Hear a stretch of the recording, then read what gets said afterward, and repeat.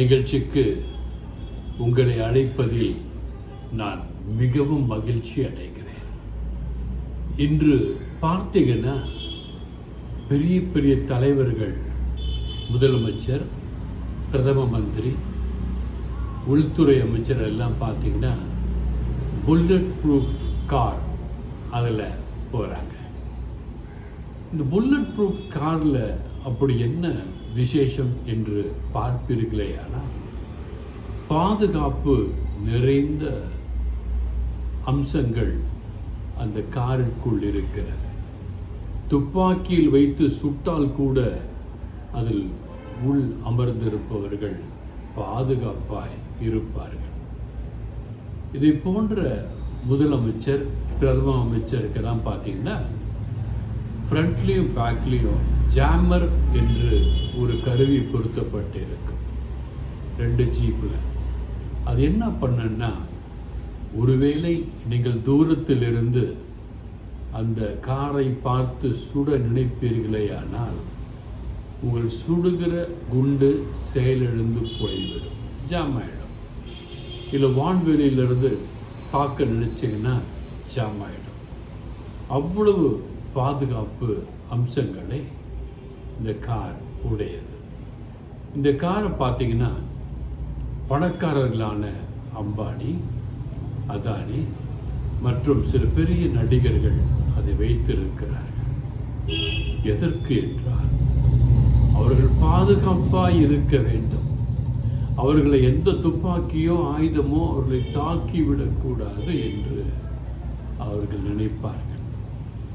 ஆனால் இதற்கு எல்லாவற்றுக்கும் மேலாக இயற்கையின் சீற்றம் என்று ஒன்று வருமேயானால் அவர்களை காப்பாற்றிக் கொள்ள முடியாது. ஏன்னா இந்த இயற்கையின் சீற்றம் இந்த புல்லட் ப்ரூஃப் காரையே கவுத்து தண்ணிக்குள்ளே கொண்டு போயிடும். இந்த இயற்கையின் சீற்றம் மின்னல் பிரகாசம் அடிச்சதுன்னா அந்த ஜாம்பரில் உள்ள ஒயரிங்ஸ் எல்லாம் செயலிழந்து போய்விடும். இதை நான் ஏன் உங்களுக்கு சொல்லுகிறேன் என்றால், தெய்வத்திற்கு முன்னால் இந்த புல்லட் ப்ரூஃப், இந்த ஜாமர் இதெல்லாம் ஒன்றுமே இல்லைங்க. ஒரு பெரிய பாதுகாப்பை தேவன் உங்களுக்கும் எனக்கும் கொடுக்க இருக்கிறார். எவ்வாறு அந்த புல்லட் ப்ரூஃபில் இருக்கவங்க பாதுகாப்பாக இருக்கிறேன்னு நினைக்கிறாங்களோ, அதை விட பாதுகாப்பாய் தேவன் உங்களையும் என்னையும் வைக்க விரும்புகிறார். அதற்காகத்தான் அந்த தெய்வம் சிலுவையிலே தன்னுடைய புனிதமான உயிரை உங்களுக்காக எனக்காக கொடுத்தார். ஏனென்றால் நீங்களும் நானும் பாதுகாப்பாக இருக்க வேண்டும், நித்தமும் பாதுகாப்பாக இருக்க வேண்டும் என்று தேவன் விரும்புகிறார். இன்று இந்த சிலுவையில் தொங்கின தேவன் உங்களோடு வார்த்தையின் வடிவிலே உரையாட இருக்கிறார். அப்போஸ்தலர் புத்தகத்திலே 18ஆம் அதிகாரம் 10ஆம் வசனத்தை பார்க்கும் பொழுது, நான் உன்னுடனே கூட இருக்கிறேன், உனக்கு தீங்கு செய்யும்படி ஒருவனும் உன்மேல் கை போடுவதில்லை. எப்படி ஒருத்தர் அந்த புல்லட் ப்ரூஃப் காரில் இருந்த பொழுது அந்த ஜாமர் முன்னும் பின்னும் போகிறதுக்கு உள்ள இருக்க வண்டியில் இருக்கும் பொழுது அவர்களை ஒன்றுமே செய்ய முடியாதோ, அதற்கும் மேலாக எந்த இயற்கையின் சீற்றமோ இயற்கையின் சக்தியோ உங்களை தொடவே முடியாது. அதுக்கு தான் அந்த அருள்நாதர் சொல்றாரு, நான் உன்னோடனே. பாருங்க, ஒருமையில் சொல்றாரு, பன்மையில் சொல்லலை. உன்னுடனே, இதை கேட்கிற உன்னோடு, இதை கேட்கிற என்னோடு உன்னுடனே கூட இருக்கிறேன். நீ உணர்ந்து கொள், நீ என்னிடத்தில் இரு, நான் உன்னிடத்தில் இருக்கிறேன். உனக்கு தீங்கு செய்யும்படி ஒருவனும், பிரைம் மினிஸ்டராக இருக்கட்டும், பிரசிடெண்ட்டாக இருக்கட்டும், எந்த மந்திரியாக இருக்கட்டும், எம்பியாக இருக்கட்டும், எம்எல்ஏவாக இருக்கட்டும், கவுன்சிலராக இருக்கட்டும், யாராக வேணா இருக்கட்டும், ஒருவனும் உன்மேல் கை போடுவதில்லை. என் வயதிற்கு சிலர் சண்டை போடும் பொழுது நான் பயப்படுவதே இல்லை. ஏனென்றால் நான் கோபப்பட்டால் எதிர்த்து நிற்பேன். வா தாக்கு பார்க்கலாம் என்று சொல்லுவேன். ஏனென்றால் எனக்கு இவரின் மீது நம்பிக்கை, அவர் என்னோடு இருக்கிற காரணத்தினாலே எனக்கு தீங்கு செய்யும்படி ஒருவனும் என்மேல் கை போட முடியாது என்கிற ஒரு நம்பிக்கை எனக்கு இருக்கிறது. சங்கீதம் 18:35 பார்த்தீங்கன்னா, உம்முடைய வலதுகரம் என்னை தாங்குகிறது, உம்முடைய காரியம் என்னை பெரிய மனிதனாக்கும். ஆண்டவருடைய வலதுகரம் அதுதாங்க முக்கியம். அது நம்ம தாங்கிறதுனால தான் அவருடைய காரியம் நம்மளை பாதுகாக்கிறது. ஆனால் இந்த ஆண்டவரிடம் வராத துன்மார்க்கர்கள், கெட்டவர்கள் இன்று பணக்காரர்களாய் இருக்கலாம், இன்று வசதி உள்ளவர்களாய் இருக்கலாம், இன்று கோடீஸ்வரர்களாய் கூட இருக்கலாம். அவர்களை பற்றி நீங்கள் கேட்கலாம், பிரதர் அவங்க நல்லா இருக்காங்களே பிரதர். நீதிமொழிகள் 3:33 இவ்வாறு சொல்கிறது, துன்மார்க்கனுடைய வீட்டில் கர்த்தருடைய சாபம் இருக்கிறது. என்னைக்கு என்ன அவனே தெரியாது, பெரிய பதவியில் இருப்பான், திடீர்னு தூக்கி எறியப்படுவார். ஒரு டிஜிபி இருந்தார், ஹெட்வெயிட்டாக இருந்தார். அவர் ஒரு பெண் போலீஸ் ஐபிஎஸ் கொடுத்த புகார் இல்லை, வேலையிலிருந்து சொத்துக்களை இழந்து இன்றைக்கு பார்த்தீங்கன்னா மன உளைச்சல் இருக்க. துன்மார்க்கனுடைய வீட்டில் கர்த்தருடைய சாபம் இருக்கும். நீ டிஜிபியாக இருக்கலாம், மினிஸ்டராக இருக்கலாம், சீஃப் மினிஸ்டராக இருக்கலாம், பிரைம் மினிஸ்டராக இருக்கலாம். ஆண்டவரை எதிர்த்து கொண்டே நீ இருப்பாயேயானால் ஆண்டவர் உன்னை துன்மார்க்கன் என்கின்ற முத்திரையை குத்தி விடுவாரேயானால் உன் வீட்டிலே கர்த்தருடைய சாபம் இருக்கும். நீதிமான்கள், அதாவது இவரை நம்பி புல்லட் ப்ரூஃப் காருக்குள்ளே பூந்துக்காம, ஜாமருக்குள்ளே பூந்துக்காம, ஆண்டவருக்குள்ளே பூந்துக்கிட்டு, ஆண்டவரே நான் நீதிமானாக இருக்க விரும்புகிறேன், அடைக்கலம் தாரும் ஆண்டவரே என்று சொல்வீர்களே. ஆனால் நீதிமானுடைய வீட்டிலே ஆசீர்வாதம் இருக்கும் என்று தேவன் சொல்லுகிறார். இந்த தேவன் உண்மையுள்ளவர்களை நல்லா ஸ்ட்ராங்காக ஆக்கி பிரச்சனை வரும்போதெல்லாம் அவர்கள் அப்படியே காப்பாற்றுவார். நிறைய பேரை நான் பார்த்துருக்கேன், என்னை கூட அவர் காப்பாற்றியிருக்கார். நானே அதற்கு ஒரு சாட்சி. இதுதான் 2 தெசலோனிக்கர் 3:3 ஆண்டவராகிய தேவன் சொல்லுகிறார், கர்த்தர் உண்மை உள்ளவர். மனிதன் உண்மை உள்ளவனாய் இல்லாமல் இருக்கலாம். ஆண்டு கொண்டிருக்கிற முதல் மந்திரியோ பிரதம மந்திரியோ உண்மை இல்லாமல் அவர்கள் கொடுத்த வாக்குத்தத்தத்தை மீறலாம், வாக்குறுதிகளை மீறலாம். கர்த்தர் அப்படியல்ல. இந்த தெய்வம் உண்மை உள்ளவர். அவர் உங்களை ஸ்திரப்படுத்தி நல்லா ஸ்ட்ராங் ஆக்கி, எப்படின்னா ஒரு கோட்டை மாதிரி உங்களை ஸ்ட்ராங் ஆக்கி தீமையிலின்று விலக்கி காத்து கொள்வார்.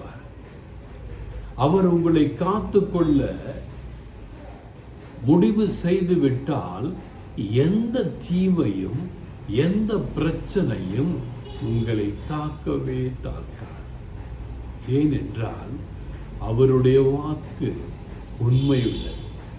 அவருடைய வாக்கு கோட்டையை போன்றது.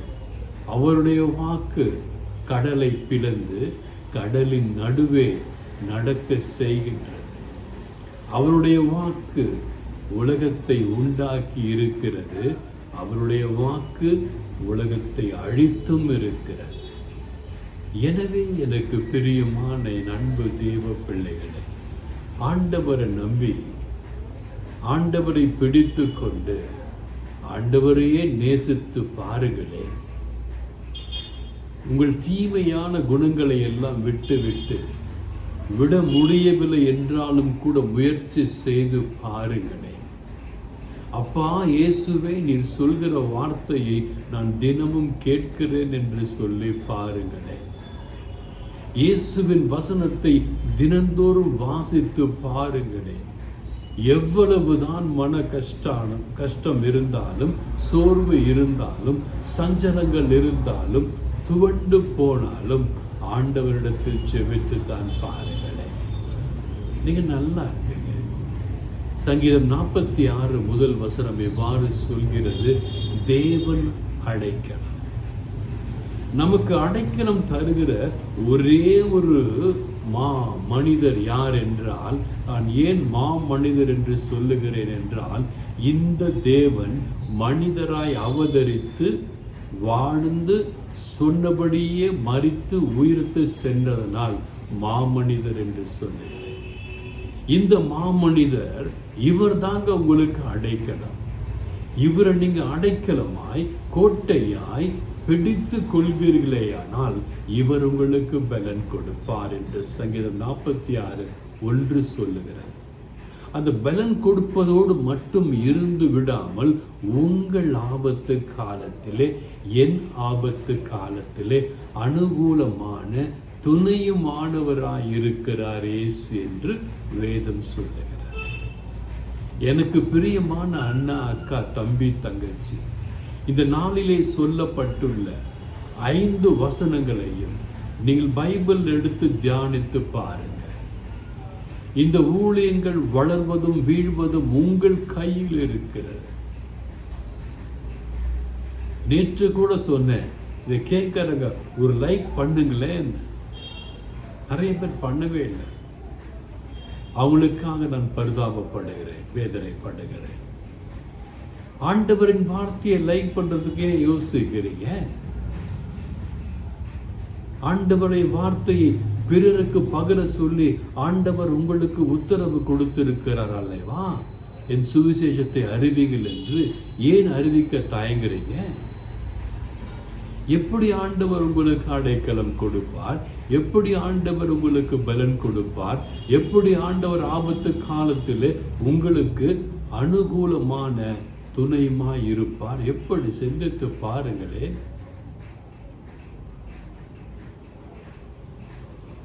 தினந்தோறும் என்னுடைய எல்லா வேலைகள் மத்தியிலே உங்களுக்காக ஜெபிக்கிறேன், உங்களுக்காக ஆண்டவருடைய வசனங்களை வாசிக்கிறேன், உங்களுக்காக தலைப்புகளை தேடுகிறேன், உங்களுக்காக வசனங்களை தேடி உங்களோடு பேசுகிறேன். எனக்கு என்ன லாபம் இருக்கிறது என்றால், நான் ஆண்டவருக்கு ஒரு நல்ல வேலைக்காரனாய் கீழ்ப்படிந்து அவருடைய வார்த்தையை எடுத்துரைக்கிறேன்.